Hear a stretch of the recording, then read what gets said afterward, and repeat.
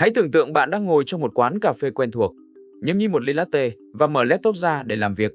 Không gian xung quanh có vẻ rất yên bình, riêng tư và an toàn đúng không? Nhưng thực tế ngay lúc này, bao quanh bạn là một mạng lưới chằng chịt các sóng vô tuyến không thể nhìn thấy bằng mắt thường. Hàng ngàn gói tin chứa đựng mọi thứ từ những dòng tin nhắn cá nhân riêng tư, lịch sử duyệt web cho đến mật khẩu ngân hàng đang liên tục bay lơ lửng xuyên qua không khí. Câu hỏi đặt ra là điều gì sẽ xảy ra nếu ai đó có thể nhìn thấy, tóm lấy và đọc được toàn bộ những luồng dữ liệu vô hình đó ngay tại đây? Chào mừng bạn đến với sự thật trần trụi về mạng Wi-Fi công cộng. Không gian tĩnh lặng này thực sự không hề an toàn như bạn vẫn nghĩ đâu. Sai lầm lớn nhất của chúng ta khi dùng Wi-Fi là tin rằng dữ liệu di chuyển trong một đường ống riêng tư và khép kín giữa thiết bị và bộ phát.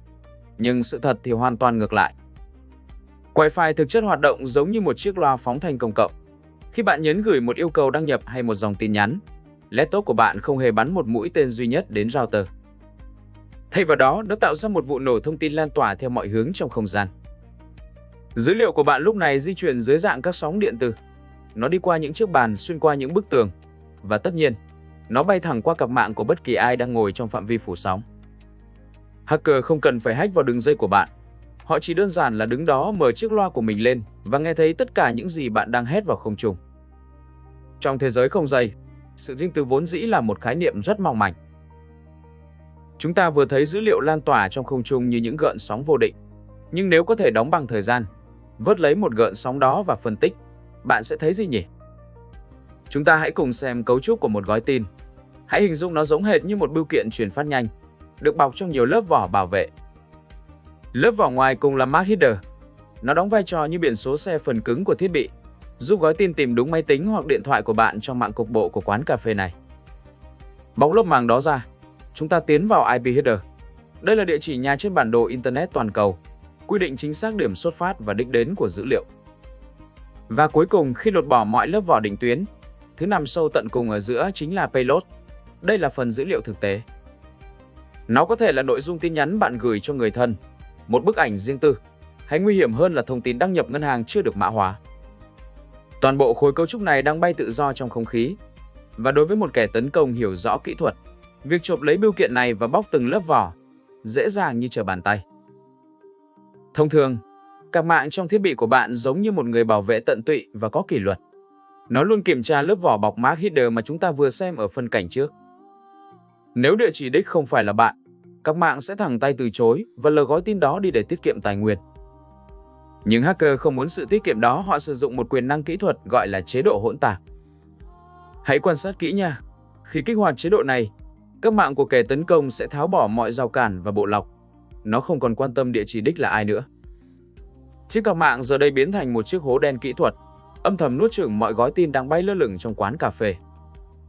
Từ một người lạ ngồi cùng phòng, hacker đã trở thành một thính giả vạn năng, thu giữ mọi rung động dữ liệu mà laptop hay điện thoại của bạn vô tình phát ra vào không trung. Bây giờ, hãy chứng kiến điều gì thực sự xảy ra khi bạn truy cập một trang web chỉ sử dụng giao thức HTTP cũ kỹ và thiếu an toàn. Hãy tưởng tượng nạn nhân đăng nhập thông tin đăng nhập tại một trang web ngân hàng chưa được nâng cấp bảo mật. Họ nhấn nút đăng nhập, một gói tin mang theo hy vọng và niềm tin được phóng vào không gian, hướng về phía máy chủ.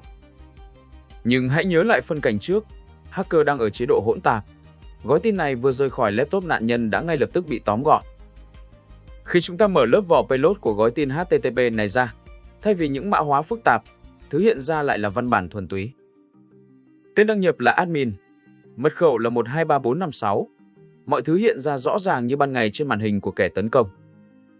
Trong thế giới của sniffing HTTP, giống như việc bạn viết mật khẩu của mình lên một tấm bưu thiếp và gửi đi qua bưu điện. Bất kỳ ai cầm được nó đều có thể đọc được nội dung bên trong. Nhưng đừng quá hoảng sợ, thế giới mạng không để bạn hoàn toàn không có cơ hội phản kháng. Để chống lại những kẻ nghe lén trong không trung, các kỹ sư bảo mật đã tạo ra một lớp khiên vững chắc, đó là giao thức HTTPS cùng cơ sở hạ tầng mã hóa TLS. Trước khi bất kỳ dữ liệu nhạy cảm nào được gửi đi, laptop của bạn và máy chủ ngân hàng sẽ thực hiện một cú bắt tay bí mật, đó là TLS handshake. Bằng những thuật toán học vô cùng phức tạp, hai bên tự động thỏa thuận và trao đổi với nhau một chiếc chìa khóa mã hóa mà không một ai khác trong phòng có thể làm giả hay bẻ khóa được. Khi bưu kiện của bạn xuất phát lần này, phần payload chứa mật khẩu đã được bọc lại trong một két sắt điện tử.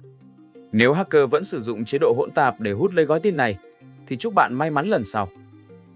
Khi kẻ tấn công mở gói tin ra, thay vì dòng chữ admin hay 123456, tất cả những gì chúng nhận được chỉ là một mớ ký tự nhiễu loạn, vô nghĩa và hoàn toàn không thể đọc hiểu.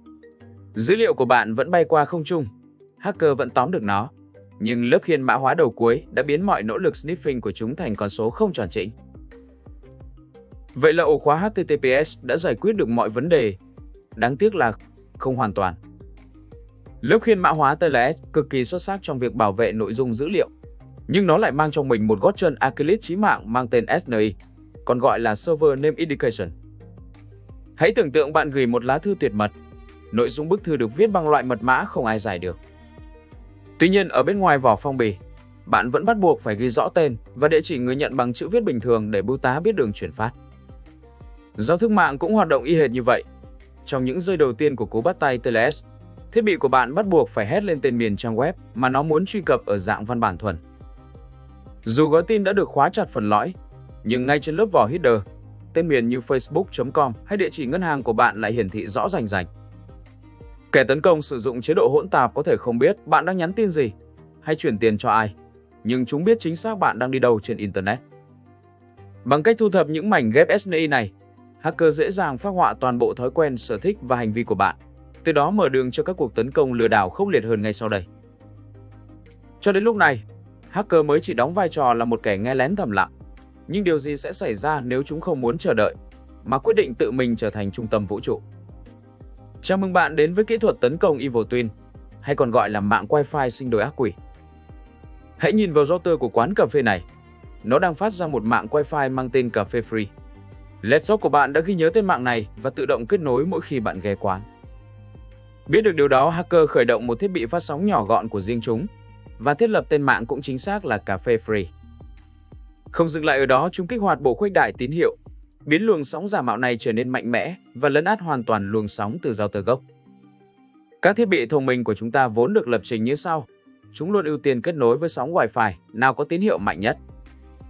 Ngay lập tức, laptop của bạn tự động ngắt kết nối với router thật và ngoan ngoãn nối thẳng vào mạng sinh đôi ác quỷ của hacker mà bạn không hề hay biết. Chiếc bẫy đã sập xuống. Kể từ giây phút này, mọi dữ liệu bạn gửi đi không còn bay lơ lửng trong phòng nữa. Nó đi thẳng vào máy của kẻ tấn công trước khi ra ngoài Internet. Hacker chính thức trở thành người gác cổng luồng mạng của bạn. Nếu bạn nghĩ rằng mình an toàn chỉ vì không kết nối vào các mạng Wi-Fi lạ như ở phân cảnh trước, thì hãy cẩn thận. Hacker vẫn còn một vũ khí tàn độc khác để khống chế bạn ngay bên trong mạng Wi-Fi thật của quán cà phê. Thủ đoạn đó mang tên ARP spoofing, hay gọi là đầu độc bộ nhớ đệm. Trong bất kỳ mạng nội bộ nào, các thiết bị không nhận diện nhau bằng tên, mà bằng các địa chỉ MAC vật lý. Hãy tưởng tượng chiếc router là người quản lý trạm bưu điện, còn thiết bị của bạn là người gửi thư. Bình thường, luồng dữ liệu đi theo một đường thẳng tắp giữa bạn và router. Nhưng kẻ tấn công không để sự yên bình đó diễn ra.